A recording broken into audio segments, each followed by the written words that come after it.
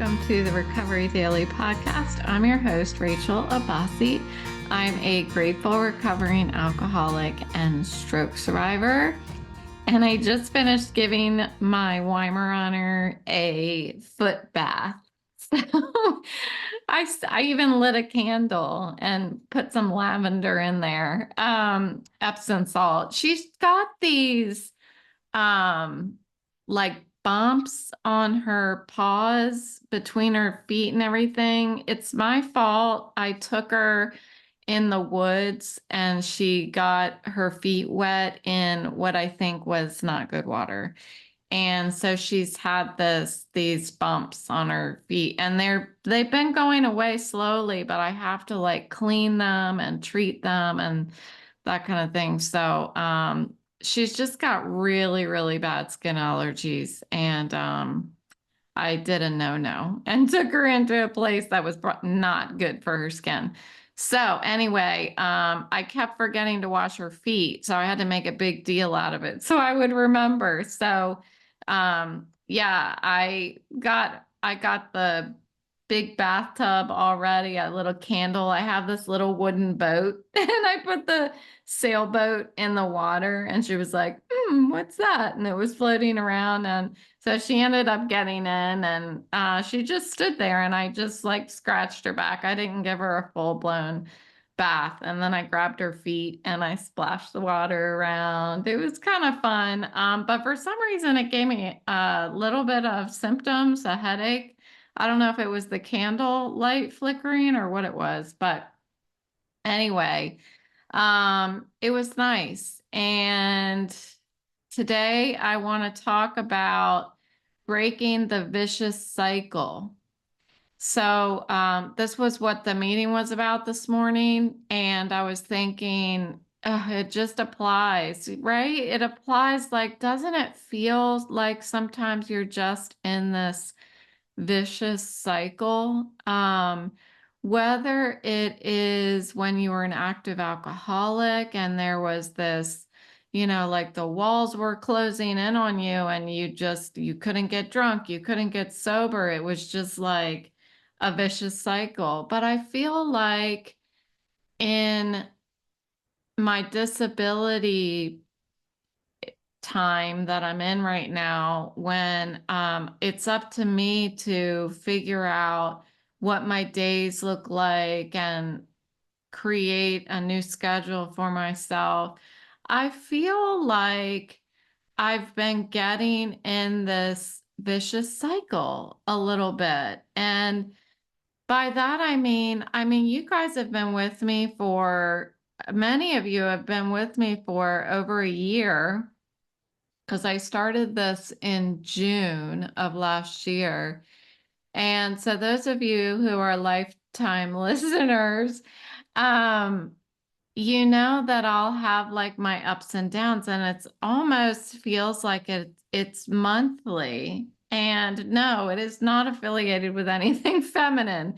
It's like I get into these funks and then I come out of it. And that's one of the reasons why I'm always exploring new hobbies. I think I talked to you yesterday about my crocheting that I just started, and doing things that are, I guess, new and exciting every so often.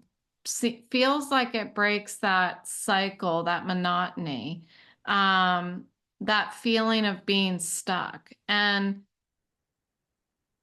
for me, so if I were to start by talking about the alcoholism and what that was like, that feeling of being stuck, and then see how I can apply that to where I am today. Let's just see what comes out of that.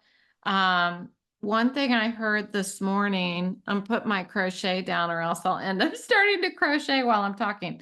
I don't know if I could do that. I'm not that good at it yet. But what I heard this morning in my reading was about, it said in the reading, I didn't know what came first, the neurosis or the alcoholism? Well, I had to look up what neurosis was. And apparently it's just the crazy. It's just the crazy that I always felt. I'm summarizing, but it is pretty much the crazy that exists in my head. With or without alcohol, it exists. And a lot of times I hear in the rooms that people who were like before they started drinking, they felt these feelings of the crazy, they felt like depressed, they felt like they didn't fit in, they could be in a crowded room and they felt alone, very self-centered, very much unable to look outside of themselves because they're so self-conscious. um, and it sounds a lot like many of us that was happening before we even picked up a drink. And I would imagine there's other people who are not alcoholics who have crazy too. I know that's true. um, but one of the things that the reading said this morning was which came first, the crazy or the alcoholism?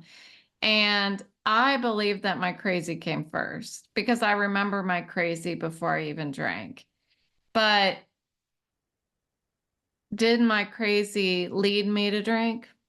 Um, what I am for sure, so, I think it did. I think my drinking was self-medicating my crazy. It calmed down my crazy. I'm calling it crazy, in the program, they call it insanity. And that's really what it felt like. And the more I drank, the more crazy I had. But yet I drank because I thought it was subsiding the crazy. And so it's that vicious cycle. And it ends up being like you're stuck in a prison cell and the prison cell that you built around yourself. And, but yet, I keep saying, but yet, because it's like, what came first? It feels like you're trapped inside this prison cell of your own making, but yet you felt like you were trapped in that prison cell before you started drinking at all. And that was fear. It was fear and it was loneliness. It was often like desperation to fit in and be a part of. I felt like that cell had already been wrapped around me before I even picked up a drink. But when I picked up a drink, it felt like the walls of that prison cell went away for a while. But then when I sobered up, there were twice as many bars around me, living in that cycle was just a vicious cycle. I was trapped. I couldn't get drunk enough in the end to ease the pain, to escape the pain like I did in the beginning. It's like the more I drank, the less it worked. And I couldn't just stop drinking altogether because then I would have to face the reality that I was trying to avoid by drinking. And every attempt to continue to numb the pain with alcohol was like trying to fix a wound with the very knife that caused it. The fear, the loneliness, that desperation just grew. And it felt like there was no way out. I mean, I say it time and time again, I can't believe I am still sitting here and I'm not drinking. I cannot believe it. Um, I wish I could go back and tell that earlier version of me that this was possible. I would have done it so much sooner, but I didn't know, and I don't even know how I got here. When I try to look back, and that's why I think like I can talk about it every day, that I can record a podcast every day, because I'm always looking for the words to explain how I did it, because if there's some way I can help somebody else out doing it, somebody else finds has a greater opportunity to have something click if I just talk about it as much as possible. Something will click if I'm lucky enough to have somebody listen to what I have to say.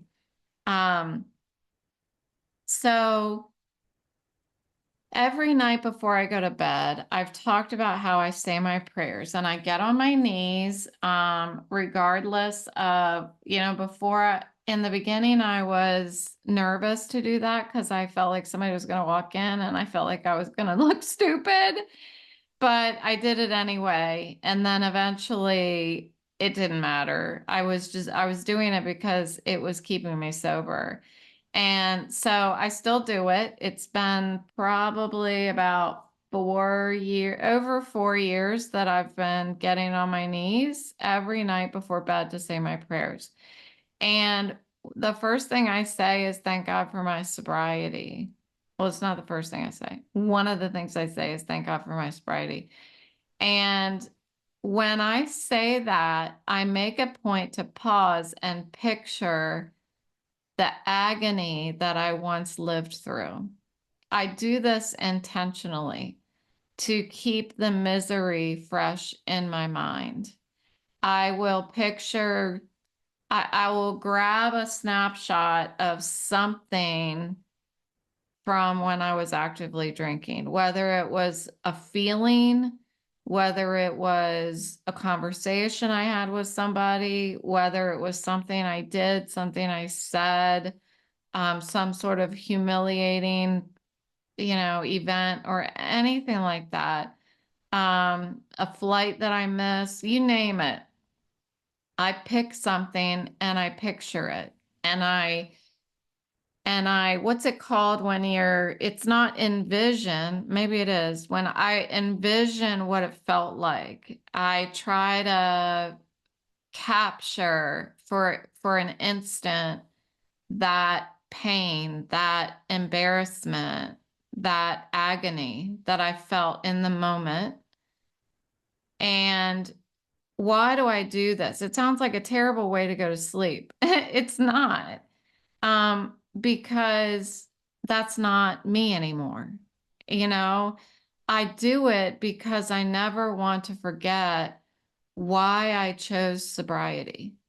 And I need that reminder every single day because it helps me not think that alcohol is a solution. I need to remember that drinking is never a solution. It never was, it never worked, and it never will be.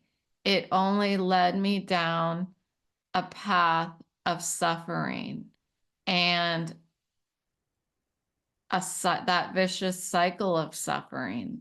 The more I suffered, the more I drank, the more I continued to suffer. It just got worse and worse. And so that daily act of gratitude exists because of my sobriety program. Without sitting down with my sponsor 4 years ago in a meeting and asking her about, do you get on your knees before you go to bed? And she said, no, but I've always thought about it. And when she said that, I was like, done. I'm going to do it. I'll just do it. How big of a deal is it? it was a big deal. It felt like a big deal. Now it's not a big deal at all. And I think there's been not even five, not even a handful of days that I have forgotten to do it. And I think those have been days that I have felt really bad and I just can't do anything but lay down. Um, and sometimes I would remember that I forgot and then I would just do it in my bed. But I would still, excuse me, that's unusual that I yawn in the podcast, but uh I would still picture that piece of agony so that I can remind myself what it's like, you know, um, so that I don't get stuck in some kind of cycle. And sobriety was about, has allowed me to reclaim my life and break free from any of that cycle that I was in, the physical, the mental, and I'm no longer trapped. I can make decisions that help me when I feel a cycle, a mental cycle now. When I get into these mental cycles where I'm like, I'm starting to feel poopy. I need to think of a hobby. Oh, I always think of a hobby, whatever. I'm having a tough time coming up with an example, but that kind of cycle, I know today that I have the choice to break out of a cycle. And sometimes it's as easy as picking up the phone and calling somebody. A lot of times that is what breaks my cycle, is talking to somebody. I got to talk to a friend today. She called me, but still, I picked up the phone. That's a big deal to pick up the phone. And I need to celebrate these small things that I do. Because when I'm in a mental cycle, the crazy, I don't even want to pick up the phone if somebody calls me, much less pick up the phone and call somebody else. So when I'm feeling that cycle happening, I do these things. I talk to somebody, I work on something new, which is what this crochet thing is. I'm upcycling our bedroom dresser. So I worked on that today, sanding the whole thing down. It's like a cherry wood, and it was chewed up by my Weimaraner, the same Weimaraner who got a foot bath today. That Weimaraner, when she was a puppy, chewed the corners of the dresser.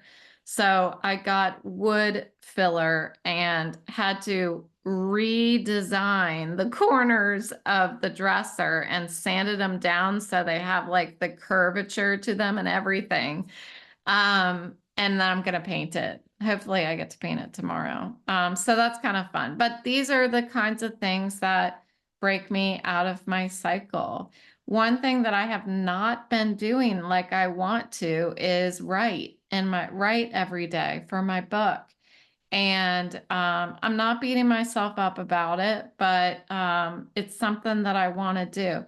That's the kind of cycle I want to get into, a pattern, not patterns of destructive thinking, but patterns of something that my future self is going to benefit from.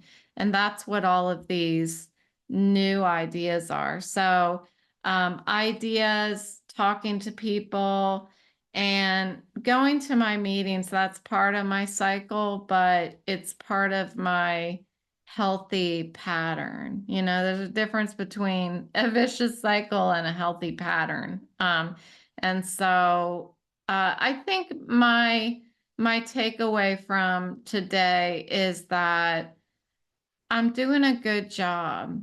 I am. I'm doing a good job. And I think it's a good day for me to pat myself on the back and recognize that. Um, so that's what I got. You got to hear a whole podcast about me saying, "Good job, me." And maybe that will help you if you're feeling stuck in some sort of crazy, in some sort of vicious physical, mental cycle, whether it's alcohol, whether it is something to do with a disability or a stroke or lack of participating in your own recovery.